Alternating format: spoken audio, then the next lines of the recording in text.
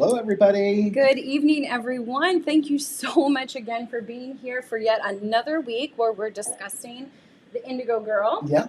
And this week is a little bit different. We've had a whole lot of fun discussing every chapter, or I should say chapters, usually about 50 pages at a time, outlining the novel type version of Eliza Lucas Pinckney. It's been so enjoyable. It has been so Yes. enjoyable. So, Natasha, thank you so much for writing this book. Yeah. And I personally am putting us down to a really neat pathway. I agree. Yeah. I personally think that I was a little surprised that she had never come across my radar as a woman in history that we should know about, especially in the industry that we're in. But I'm so glad that she did come into our life and we were able to share her with all of you in our audience. And I hope that I have an opportunity sometime to run across and thank her personally because Me too. I thoroughly enjoyed it.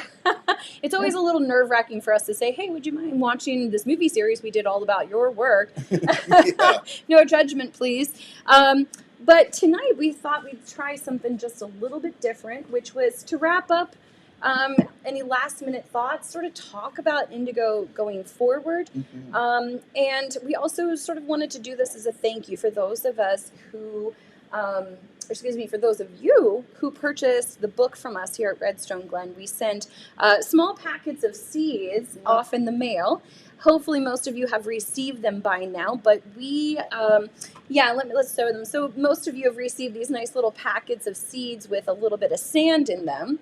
And tonight we're going to discuss on camera what you do with those seeds if you would like to try your hand at growing indigo at home. I think it would be fun. You know, it's springtime, and I enjoy getting out in the garden. Yes. I'm doing it a little bit differently. I've sort of retired the rototiller, and so not putting such a big garden in any longer. Yes. But still, you know, it's the spring of the year. The sun's coming out. You feel that on your arms and your face, and you go, I have got to go out there and plant something. So, folks, why not indigo? It's the itch. And I have to tell you, I was at our local garden center the other day, and I was seeing all these women wandering around, sort of hungrily looking at these plants ready to get. I kept saying, no, too early. Too early. Put that lily back. It's not time. But the pansies, plenty of time for that. I was just telling Sarah just before we came on the air, I planted them all around our mailbox, and sure enough, the deer have found them. And who knew that deer love pansies? Aww. They actually popped them all out. So that was so nice of you to give them a little treat, a so, little Easter treat. A little for Easter deer. treat, and they're colorful too. Right. But I want to plant indigo. I do too.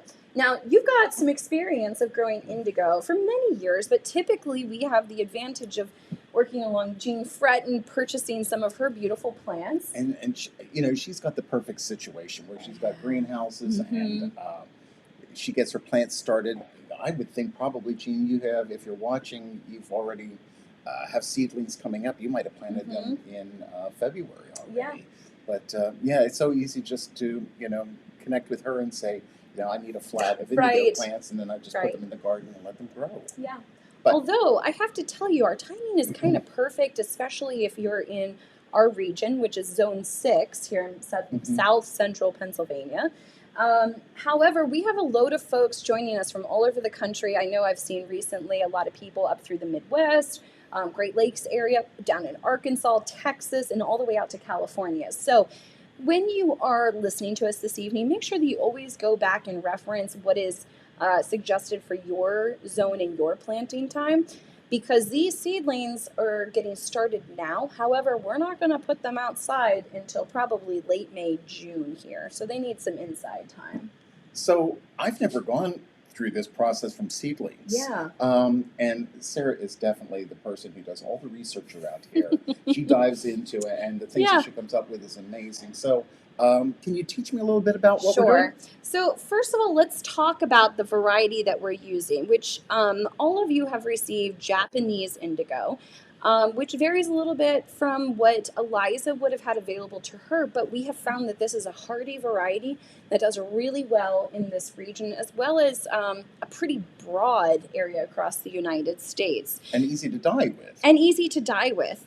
Now, it does come with these beautiful flowers on them, but when they are led to seed, you can see in comparison to this sort of standard composition notebook paper, these are very, very tiny, and they have like a little shell on the outside of them that sometimes we will refer to as like boon or chafe. And when you receive your seeds, you can take the time to kind of rub that off a little bit and sort of blow it away. So if you just rub it in your hands, and just, yeah, or on like a maybe like a coarser surface. However, when you look at those seeds, they are very, very tiny. And I have heard from numerous sources that when you are planting seeds like this, to take the time to actually go in and remove that chaff is sort of wasteful. I think that what you would find is that it would be very time consuming for any advantage.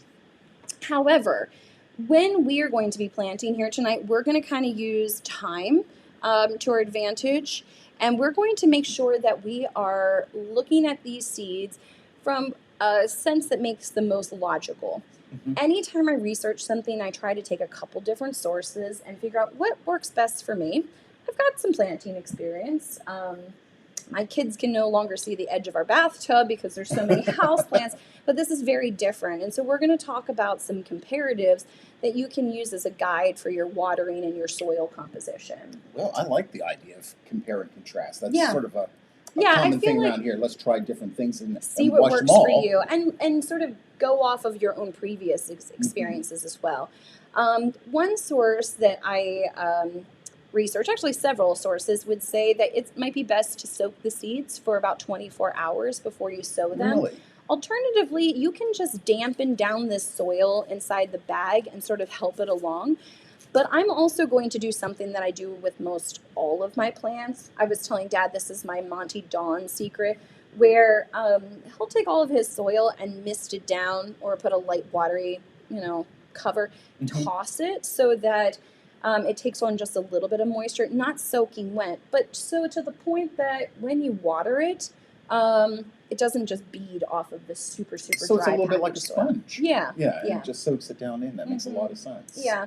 Now, if you are an advanced gardener and you've got your own soil composition at home, you'll have a good sense as to what it should be like.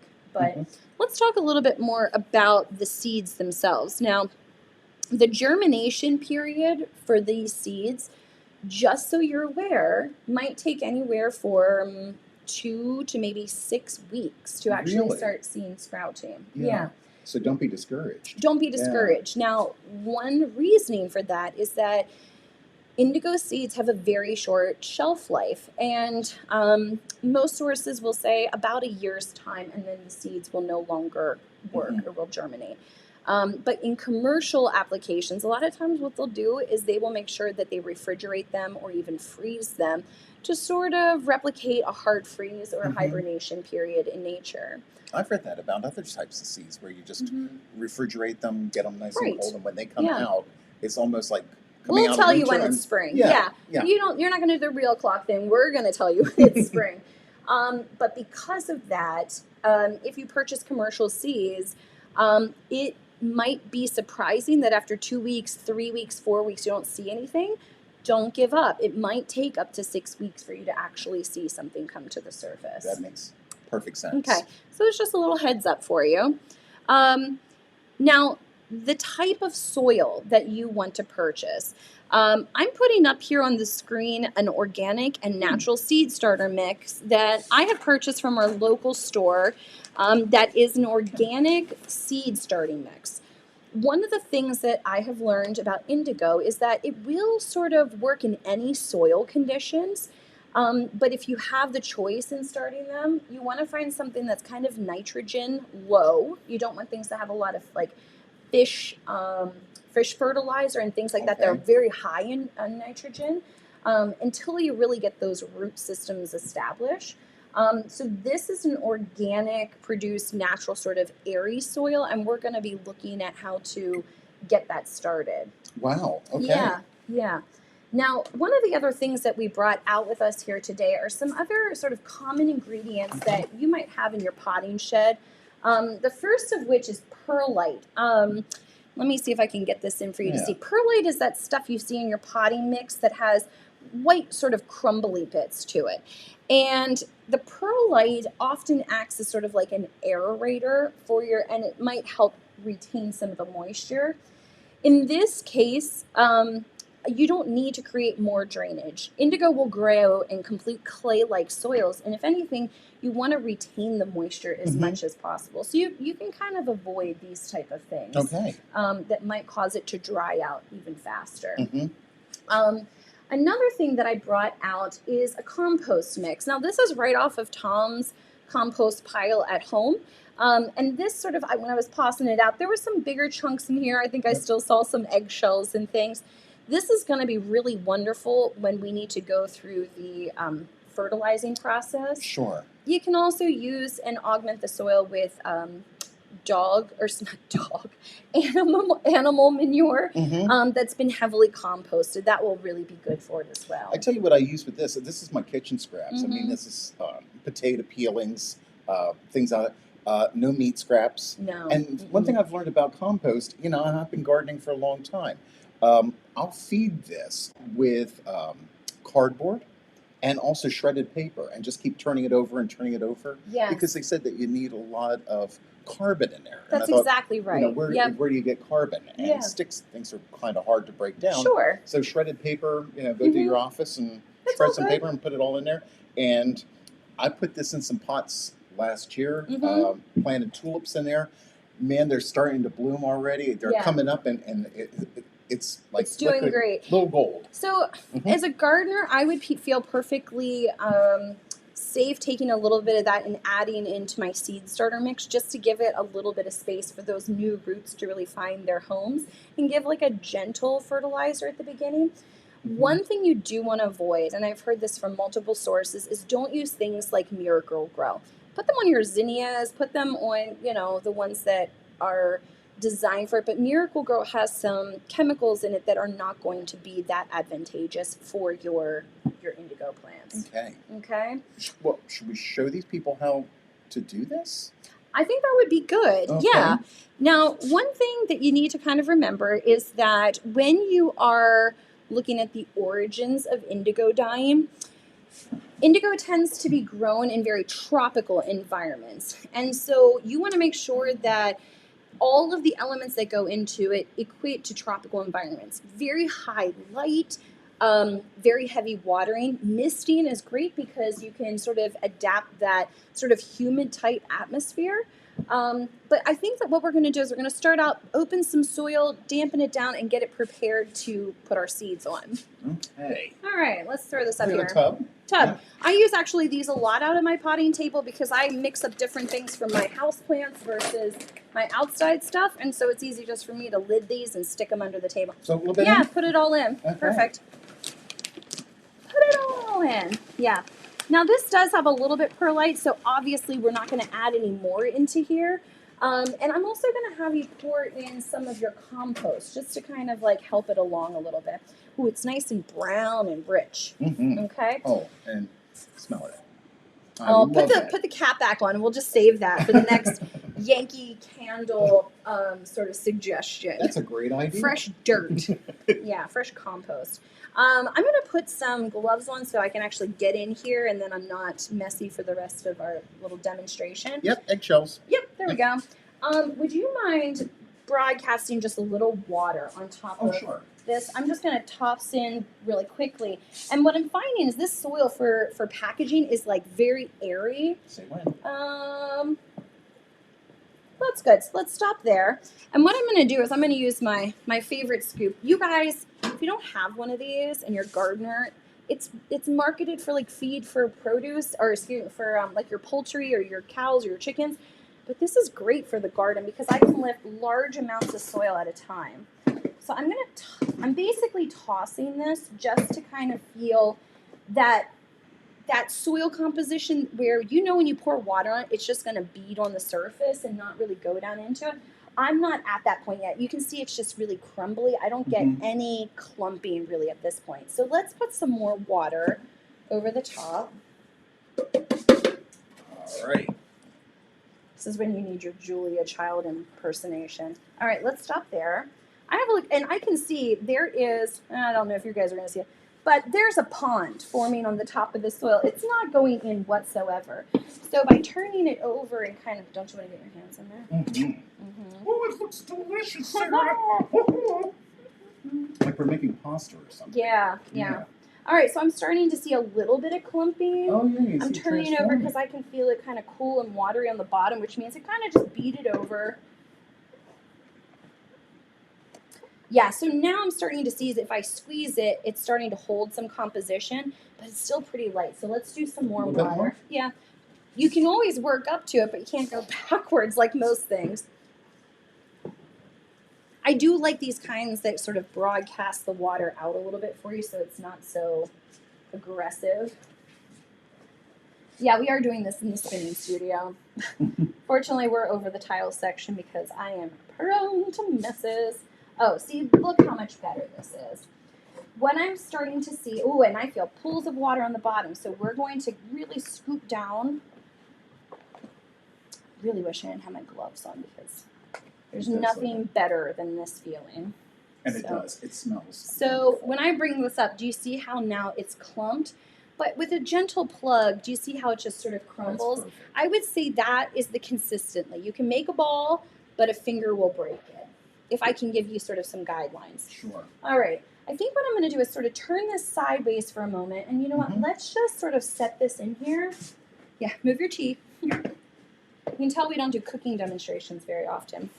But for any of you bakers out there, you know, this sort of looks like pie dough. Right, so, exactly. You know, Now, for a moment, I'm going to take my glove off because I'm going to bring out some of the trays that we might recommend. I have heard everything suggested from these small, I think these have normally on a full-size tray like 72 cells, but this is a special one. Let me turn it so you can read it.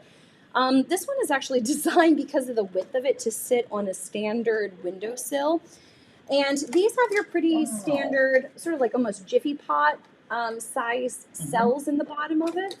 However, these are going to be very, very small, and your saplings or your seedlings are going to be pretty small. And you may find that after a few weeks, you really want to try and transplant them into something larger.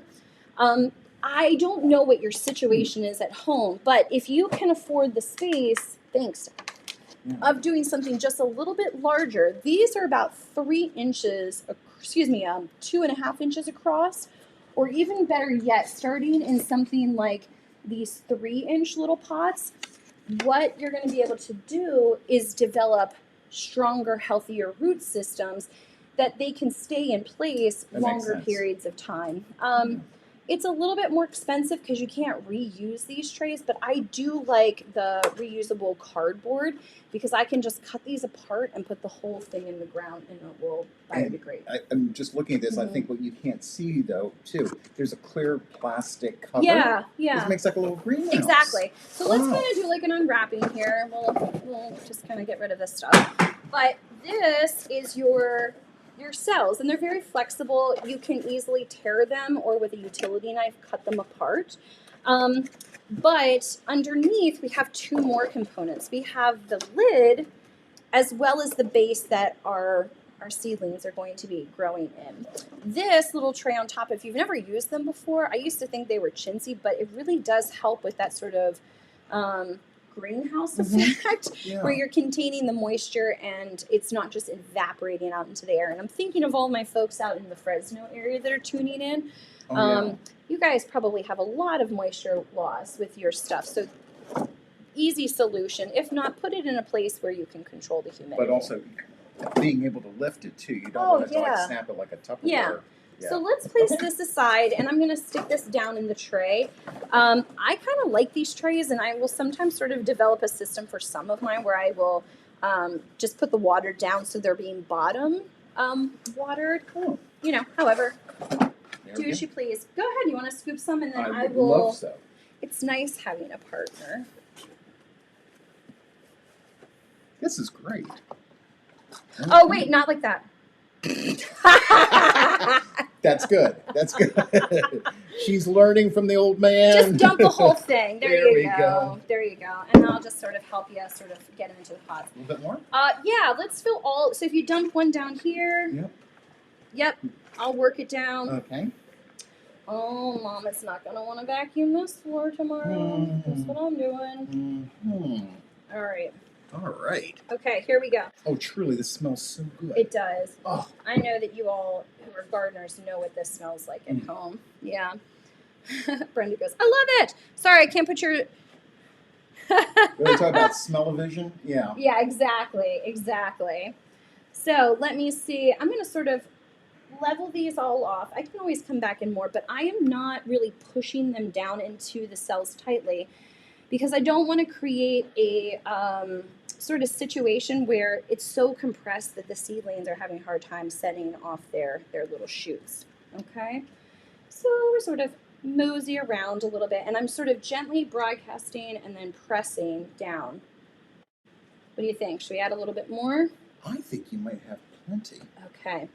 So I'm going to distribute these to some of the corners that didn't get so much. There we go. Ta-da! And there is soil all over the table. So I think what I'm going to have you do now is grab one of our little packets of seeds. Okay. So you should have all received this. Yep.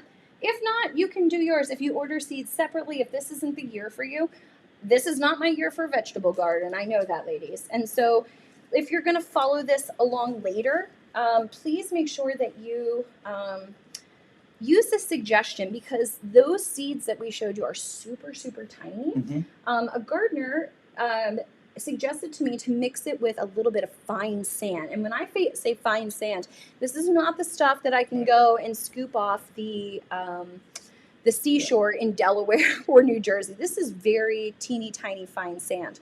And you can use it damp, like this one. See how clumpy it is? Yeah. Or I actually dried your sand on a cookie sheet. Sorry, it's late in the day. Cookie sheet. And so I wasn't pre-germinating for them for you before they made it to you. You choose when you want them to start sprouting. Oh my gosh, if there was any moisture in there, you might have had sprouts growing. Yeah, and like these little mini greenhouses.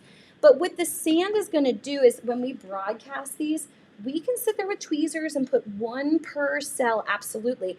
But here what we're going to do is we're actually going to sprinkle it and broadcast it so that we can more evenly distribute these tiny seeds. So let's start with let's start with one packet, and you might want to pour it into the bowl. With the other seeds as well?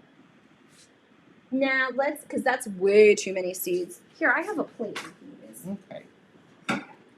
So that way what you can do is sort of pinch. Let's pour the sand on there. Right. And so basically what we've got is sort of a mixture of sand and seed. And what you're going to do is pinch it and just sort of broadcast it over so that you're starting to get a little bit of seeds. If we happen to get two coming out of one, no big deal. But based on the mixture that we have here, we know that there will be enough to sort of cover the entire thing without having to sort of hand place them. Got it. So you're about halfway through the mixture at this point. This reminds me of your mom in the kitchen with Imogen and Windsor doing Christmas cookies. Yeah. Just a little bit of sugar, of course, Imogen would. Yep. Yeah. Be all Cool. over this. Yeah. Something like that? Yeah, something like that. Now we're going to do half the tray, and then we're going to start some a little bit later just for a compare and contrast here at the Glen. You can do all yours at one time if you want. If you really want to do the tweezer method and put one per cell, that's absolutely fine. Now what I'm going to do is I'm just going to sort of gently press on these without my gloves. Yeah, do it without gloves. That way it kind of helps to push down in. And then we can follow it with just a little bit more soil on top to sort of put it to bed. They will send shoots down so quickly that very shortly. Oh, I was going to do that, so. Yeah, let's grab some and just sort of gently like put a sprinkling over top just to kind of tuck them into bed. You missed one. Stop it. Okay. Hopefully you all can see this at home. Now, for me, this soil already has a little moisture, but I want to make sure that I'm keeping up with this. And so I'm going to do a daily check on these and ID them that these were planted on this date. And probably in about 2 weeks, I'll start these.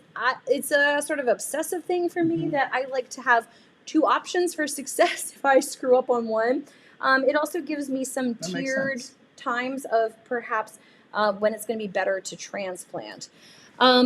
Now, when we are ready to go and put these in the ground, there's a couple things to consider. If you're in our zone here, you know that it can be pretty dramatic from one year to the next as to when you put things in the ground. We generally use Mother's Day as a guideline, but indigo again is tropical. So if it's a colder year on average, you might want to wait till the first or second week of June to actually put them outside in the ground. However, if you are more warmer climate individuals and your stuff is coming up and you can get it out at the beginning of May, great. And then you'll have a nice long growing season. Sarah, I'm just thinking about this watering can. If I was using that at home, it might seem almost like a typhoon coming down on top. Yeah. Would you recommend maybe even just using a squirt bottle? Yeah, you can squirt and squirt. There's also some continuous stream ones, which are like the highest level, right? Where you can just pump the top and then with a trigger, you can just sort of spray over them in a gentle mist. Even when the seedlings are coming up, you will find that they like a light misting versus just being poured on. Okay. Yeah. Well, now we have a question here. So one person wants to know, can you plant in a container? Absolutely. Now these are perennials, so if you plant them in the ground, they will sow themselves in and come back year after year. But if you're doing container gardens, especially in this area, they're not going to really hold up. When you transfer to the ground, do you need to harden off? Well, I think that your indigo, for the most part, went through its season. And just comes up year after year. We'd whack it back. Yeah. It comes and back. So it sort of self-seeds. And, Exactly. Now, if you decide to harvest for dye preparation, I might wait till the second year to do that just to make sure that they're really well established. But in some areas, depending on how long their growing season is, like Africa or Northern California, they might be able to actually get 2 cuttings during the season. Don't count on that here. All right. Now, let's see. Do we have any more questions in the chat section? No. Okay.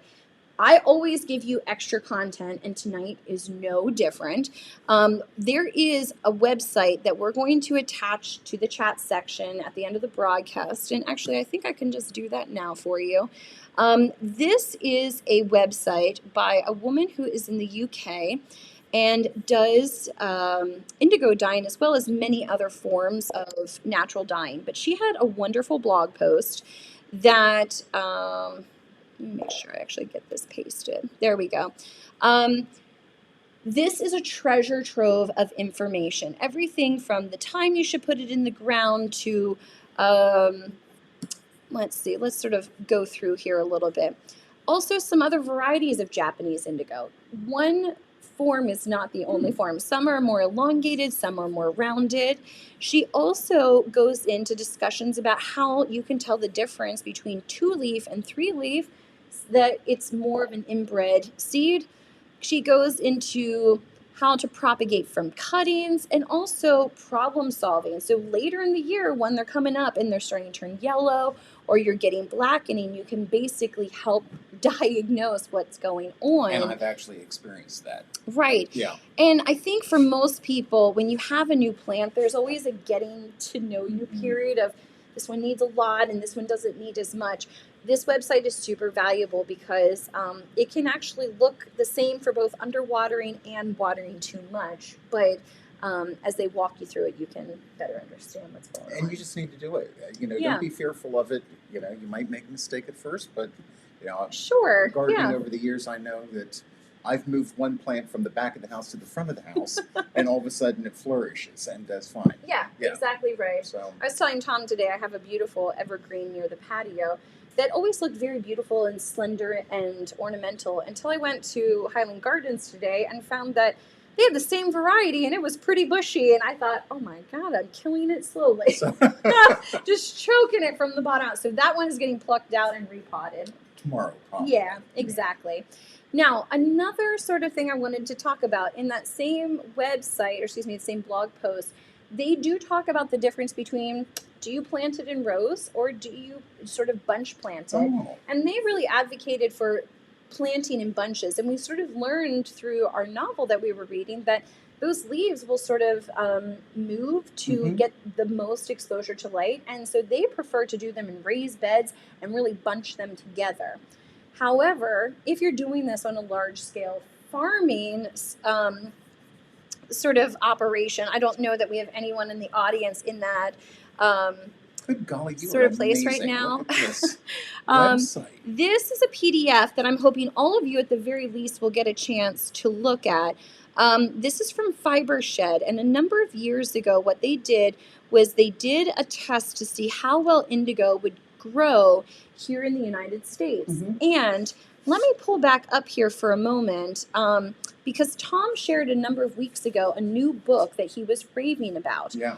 And this book, Indigo, is from the same folks that this PDF is going to be sourced from, out at FiberSource. Okay. Now, this PDF is very, very helpful to talk you through their journey of what it was like to plan to grow this on a mass scale. And they go everything through how to plant them, through broadcasting the seeds or planting in flats. So there's some contrasting sort of ways, but it sort of impresses that there isn't a right or wrong way. They also talk about, thinning them out, the yield that they anticipate compared to European varieties, and some recommended equipment that if you were doing it on an industrial scale might make your job just a little bit easier. Because, when you look through the John Deere catalog, they don't have equipment listed as indigo sowing, but they have learned through other applications what they I don't know if you folks feel the same way, but thinning out plants, it hurts. I mean, it's like I'm throwing this away. Yeah. It's a necessary thing, but if you're pulling it out and the roots look stable, you can always replant them. Yeah, absolutely. But yeah, it does a plant good. Yeah. So what I'm going to do is, because I didn't give this to Deb earlier today, I am going to go ahead and throw this down in the chat section so you guys all have access to that PDF. At this point, we're going to kind of wrap things up, but you have a few more books that you want to share with folks. You know what? Give me that lid, and I'll just get this off the table. I'm going to do that. We talked about books that we might want to consider for future reading, and like we keep mentioning, please give us some ideas. You might have some wonderful ideas. But I've recently come across two really wonderful books that I'm enjoying. The Secret Lives of Color, and this is by our Cassia St. Clair, who did The Golden Thread. Yeah, we talk about this all the time, but this book is quite wonderful, and we carry it in the store all the time. And it's fun to go through here and just, read about yellow, or read about, amber, or any of the other ones. But a friend just sent me this book. I was not aware of it and started reading it. And then I received my latest copy of Spin-Off magazine, and they highly recommended this and praised it. So a short history of the world according to she. That's exactly right. Yeah, so a little bit like the Golden Thread. It talks about the history of it, but all the way up to present times, and some really interesting facts. Yeah. So some possibilities. Excellent. Now, we have things going on here at the studio like normal. Now, I mentioned through the broadcast that I had been at our local nursery, but we have been doing some work down in our cul-de-sac in front of the house. We're going to be sort of amending the soil that is mostly road cinders and road salt runoff, macadam chunks. And we've had a couple tons of soil delivered down there in the last few days that we have to sort of spread around.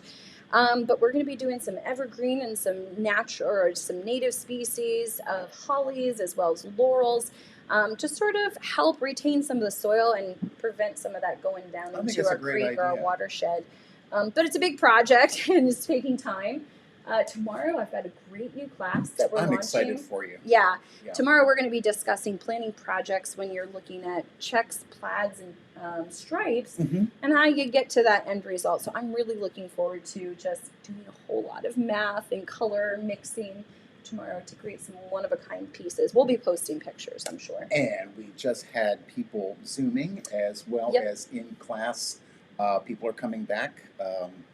And so it was wonderful Yeah. learning about block double weaves Yes. and adding color to those blocks and how to arrange them. And we had a really good time. It was a Some wonderful beautiful week. stars. Yeah. Yeah. So From the folks at home as well as that's right right. here in the studio. Yep. Yeah.